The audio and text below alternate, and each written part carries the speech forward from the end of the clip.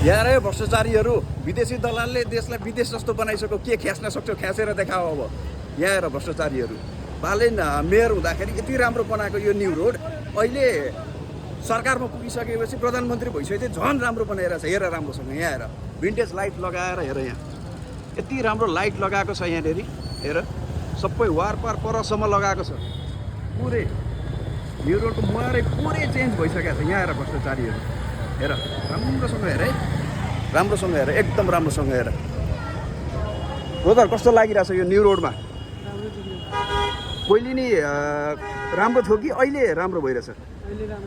अहिले राम्रो छ है यो कसले बनाएको यो कसले गरेको को कसको सरकार भएपछि यस्तो भएको थाहा छ तिमीलाई थाहा भएन है कहाँबाट हो तिमी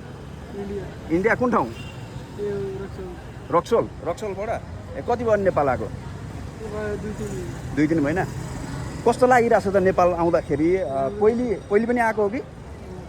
पहिले पनि आएको होइन अहिले राम्रो छ कि पहिले राम्रो थियो नेपाल अहिले राम्रो छ है ल धन्यवाद ब्रदर